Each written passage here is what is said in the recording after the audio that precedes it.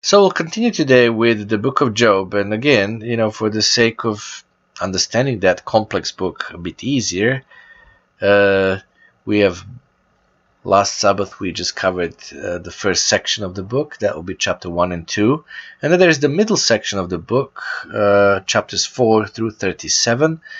And then the third section I would leave for the next Sabbath anyway.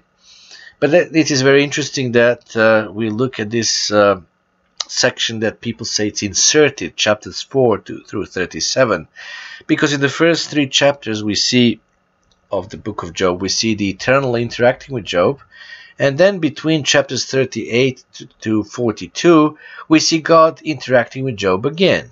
But in the middle, which is this middle section of Job, we're introduced to a really very interesting situation, brethren, because God is working with Job, almost bookends this middle piece of the book.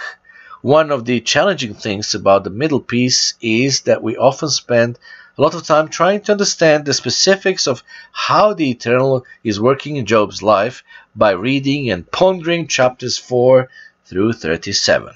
But in actuality, the eternal has virtually, if you notice there in that section, the eternal has virtually no interaction with the Job and his friends in these chapters. So let's take a different approach to bring some key thoughts and ideas out of this middle section. We don't have a lot of time, of course, to deal with these 33 chapters in great depth, because, again, I'm a bit apprehensive to preach about Job. Job was always a very complex subject as far as I'm concerned. Nevertheless, somebody has got to do it, and we cannot avoid, because something seems difficult or something seems, hard to understand, we should not be avoiding that part of the scripture anyway. But for some great depth, perhaps we can leave it for some other time. But I would like to discuss 2 themes that I think might bring these chapters to life to all of you, at least a little bit. Those 2 themes, the first is that men often, and we have been always warned ever since I was part of the Church of God, there was always this warning: do not think that if somebody is going through a trial that it might be a punishment for sin. So the first theme is that men often equate trials with sin and punishment. So when we see individuals enduring trials, one of the first things that is often on our mind is, oh, what they did wrong, And obviously there is a sin, yes, and there is punishment. I certainly agree with that. And we know that there are consequences for sin, no question about it. But brethren, trials and suffering do not always equate with punishment for sin, as people usually tend to think. The second theme is, we have seen that even in the chapters, in these chapters we see, I think we have already seen it, is the underlying the discussion of Job's friends. The second theme is the thought that God is at times a demanding and harsh God, Now, it's interesting how much this theme actually comes up when we are looking for it, how Job's friends view God. If you go to Job chapter 8, verse 1, please, let's turn there. And as we consider the first theme, let's first consider that Job's friends had some time to really consider their responses to Job. Their comments and perspectives were reasoned and considered, not just of the cuff remarks, because they probably had at least a few days to prepare as they traveled from where they lived to where Job was. And then they sat with him, for 7 days and for 7 nights before they started talking, while they mourned with him. So these individuals had some time to think about and to craft their responses and their discussion with Job. As Job's 3 friends, Eliphaz, Bildad, and Zophar, sat with him, they were looking at a man who had been so afflicted and was in a tremendous amount of despair. And it is natural reflection to want to understand why this bad thing had happened to him. It's part of, you might say, the human condition, to want to understand suffering, especially when there was an expectation, as we see with these men, that God was involved in Job's life. Now, what is interesting to consider is that what issue did they actually jump to? What question is swirling around in their mind when they start to talk to Job? And the question that comes out through their comments is, what did Job do to deserve all this punishment?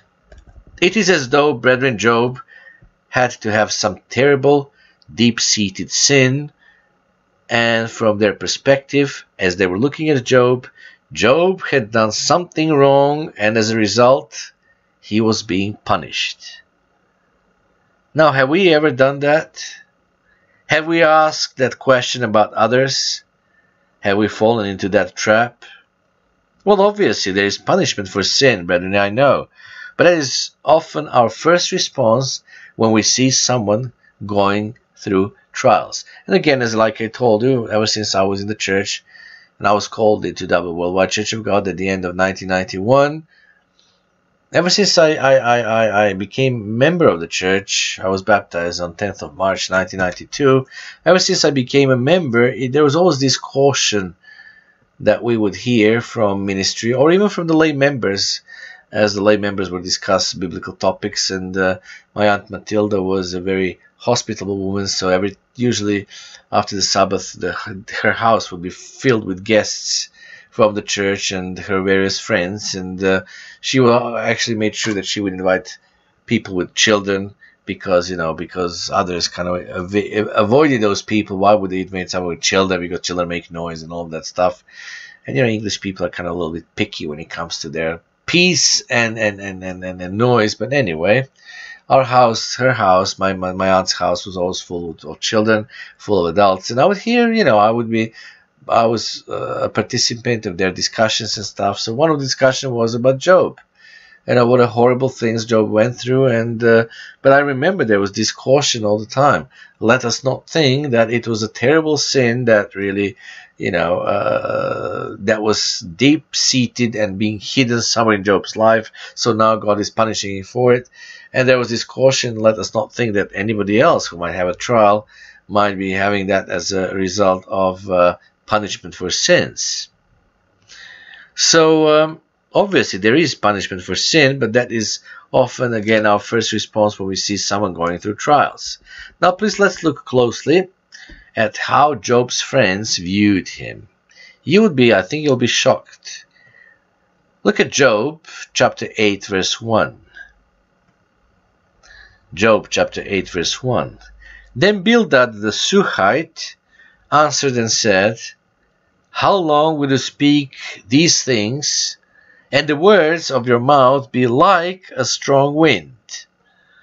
Does God subvert judgment, or does the Almighty pervert justice? If your sons have sinned against him, he has cast them away for their transgression. And these are the first 4 verses in chapter 8. So then, here we get an indication of Bildad's view of what has gone on. He knew that Job had a relationship with the Eternal. If these calamities had been allowed, from his perspective, sin had to be involved, and God was punishing the sin. Now, this same thought process doesn't just apply to his sons. He has the same view of Job as well, because Bildad continues in verse 5. If you earnestly seek God and make your supplication to the Almighty. Now look at verse 6. Verse 6, and here Bildad makes an interesting statement, and that statement has a lot of depth. If you were pure and upright. If you were pure and upright. Brethren, let us consider what Bildad is actually saying here. Basically, he directly disagrees with the Eternal's assessment of Job.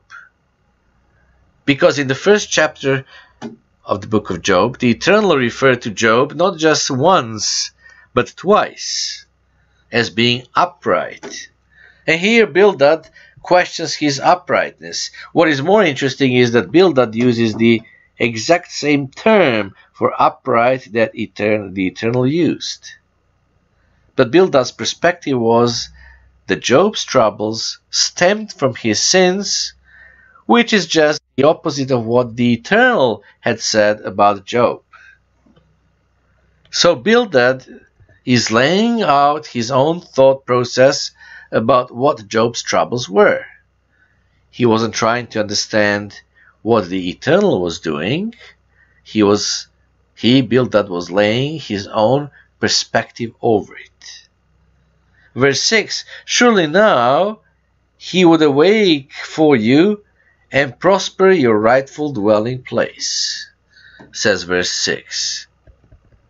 But brethren, as we can see, Job didn't do anything wrong. Remember, God considered Job righteous. He considered Job as an upright man. He was not self-righteous.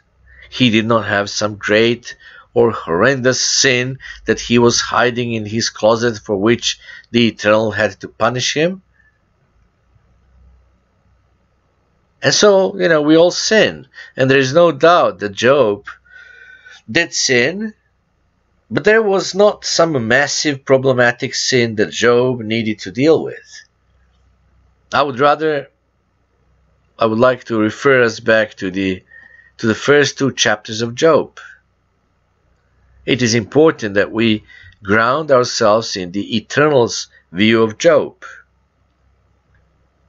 Have you considered that Job's way of life, his uprightness, was confirmed, brethren, in the mouths of 3 witnesses, and 4 if you consider Job's wife as a witness?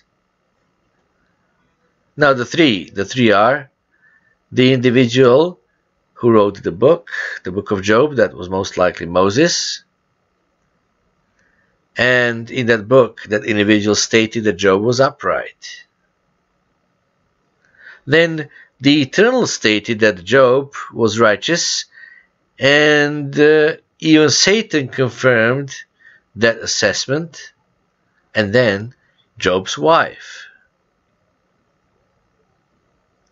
So, you might say that in the mouths of 3 witnesses, Job was confirmed to be upright. Not even Satan disagreed with that assessment, brethren, but the carnal mind, and at times a weak spiritual mind, will equate trials and suffering with sin and punishment. That is exactly what Bildad was doing here, and much, if not the most of the time, that equation is not accurate. Now in this case, Bildad's assessment had very little to do with God and with what God was teaching Job, of how he was working with Job. Now the second thing that I mentioned is very similar to something that I think we discussed earlier. That is the thought that God is a harsh and at times mean and demanding God. Now this is not something that is new.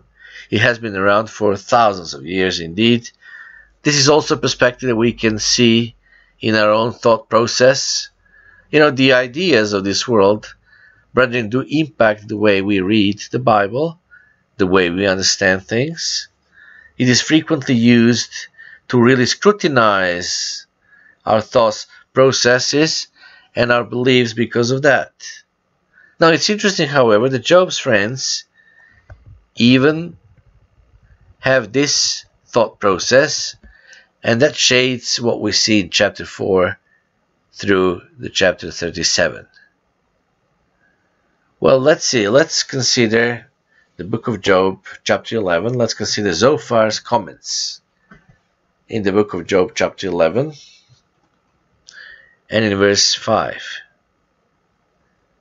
But oh, that God would speak and open his lips against you, that he would show you the secrets of wisdom, for they would double your prudence. Know therefore that God exacts from you less than your inquiry deserves. That was Job chapter 11, verse 5 and verse 6. So, you see, we come now to We now come to this comment, and let's consider it for a second. It's given to an individual who was sitting in an ash heap, scraping his sores. Given that Zophar was purportedly a close friend of Job, he probably understood that Job had a close relationship with the Eternal. To add to the emphasis here, and to give more insight into Zophar's frame of mind, please consider something that Job said in chapter 29, verse 1 through 4. Now, these verses are important to help us understand Job's frame of reference as he was going through these trials. Job chapter 29 and verse 1. Verse 1. Job 29, verse 1. Let me just see if... Where's that scripture here?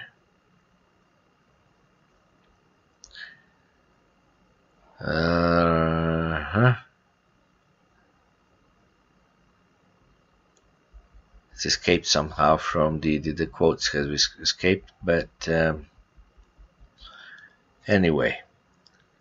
So we go back to Zophar's comments in chapter 11, verse 5 and 6. Even though the Zophar evidently understood the relationship, or at least had an idea of the relationship that Job had with the Eternal, Zophar assumed and evidently desired that the Eternal would speak against Job, brethren. You know, because when you look at it, what he said, and I think I've traced it out finally. Yes, here it is. Chapter 29. We need to see what Job actually wanted and desired amidst of his trials. So, in chapter 11, verse 5, Zophar says, "But that God would speak and open his lips against you, that he would show you the secrets of wisdom, for they would double your prudence. Know therefore that God exacts from you less than your inquiry deserves." So think about this comment for a second, brethren. Given to an individual who was sitting in an ash heap, scraping his sores, given that Zophar was purportedly a close friend of Job, he probably understood that Job had a close relationship with the Eternal. Now, to add to the emphasis here, and to give more insight into Zophar's frame of mind, please consider something that Job himself said in chapter 29, verse 1.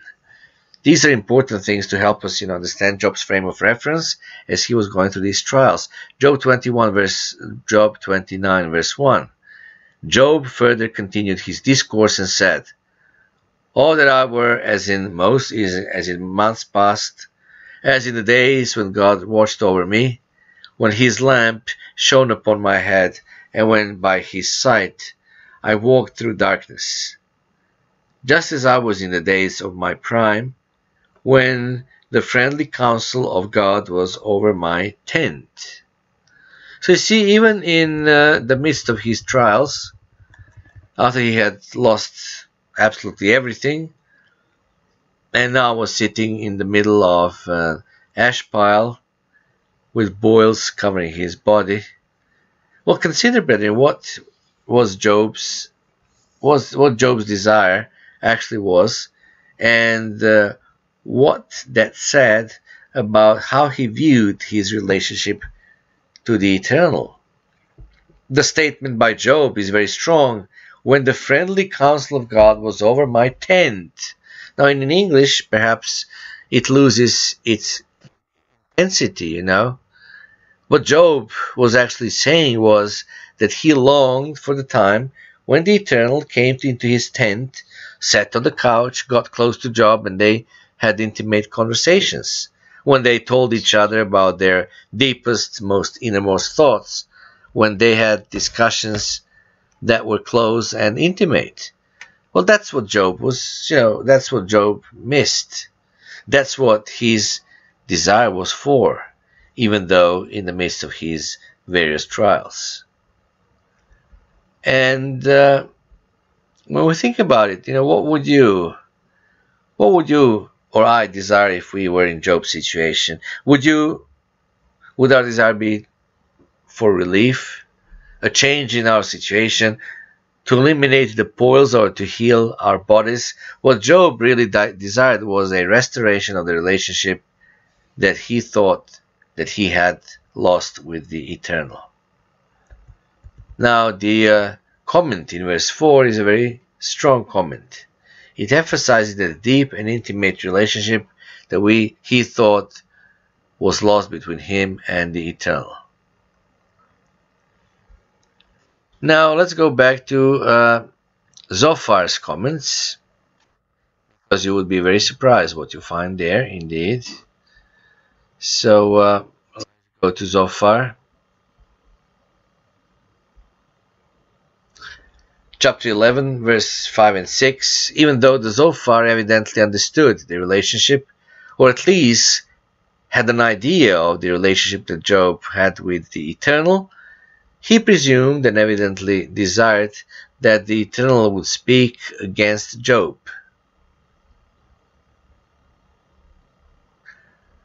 You see, Zophar didn't want just the Eternal to encourage him, or just to speak to him, but he wanted the Eternal to speak against him, actually. But most striking is the last part of verse 6, because this explains the frame of mind that Zophar approached Job with. Verse 6, know therefore that God exacts from you less than your iniquity deserves. Another translation of this verse puts it this way: know this, that God has forgiven some of your sins.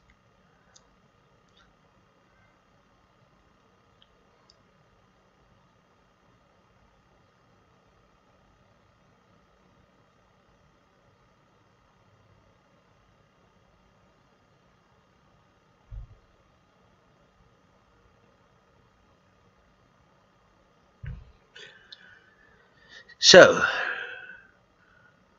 verse 6 we read, know therefore that God exacts from you less than your iniquity deserves.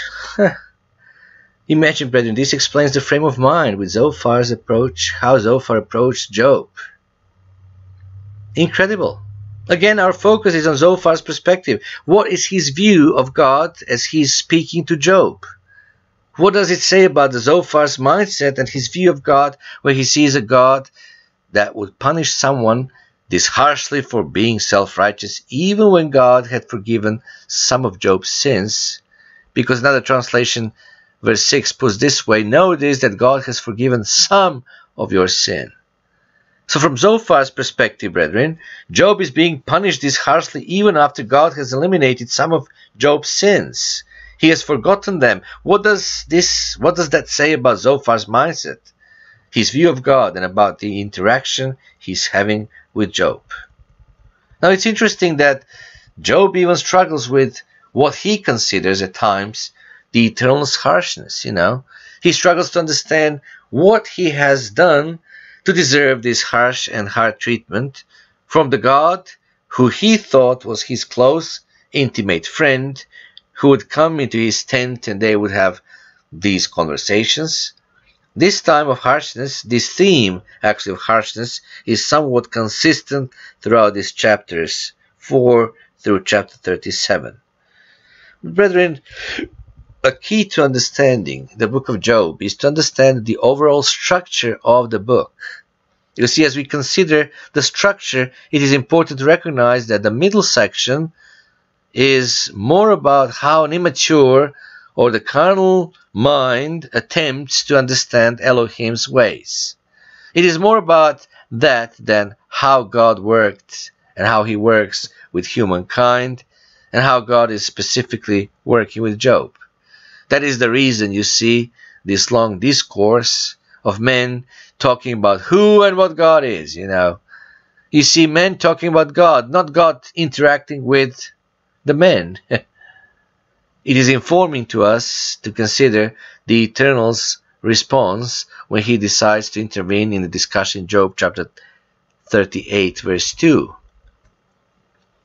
Job 38:2. Who is this who darkens counsel by words without knowledge? Brethren, Job and his friends were in a place where they did not understand what God was doing. This is a process of reconciliation. It was a process that the Eternal wanted Job to go through to understand.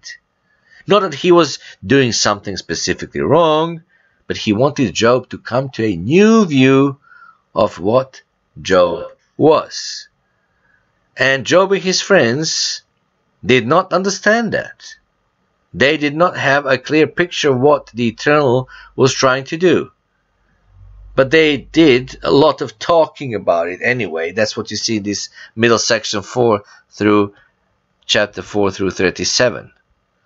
Now, what can make it more confusing for all of us is that while many of the things that these men said about God could be true, being applied in the right context, but in this section of Job, they're being misapplied to the Eternal, and because they didn't understand what the Eternal was trying to do in Job's life, it was all misapplied to the Eternal. To understand the real purpose of the book, to understand the fundamental theme of the book, which we, as called out ones, need to understand, we have to understand what the Eternal was doing with Job. And we have to understand how the Eternal constructs this book so that we can look at it correctly. One of the ways we do that, to understand how the Eternal was working with Job, we have to take the first 3 chapters together and then connect them to chapters 38, 39, 40, 41, and 42. And when we read those chapters, perhaps it could be something you could do in this coming week. And when we read these chapters, we see God working with a man to reconcile his mind to himself. So now we have come to the 3rd section of the book of Job, but we will leave that for the next Sabbath, because this complex book, really, I'm not going to try to rush for all of us to go through it, but I want us to understand it. So next Sabbath we'll be talking about the 3rd section. Thank you.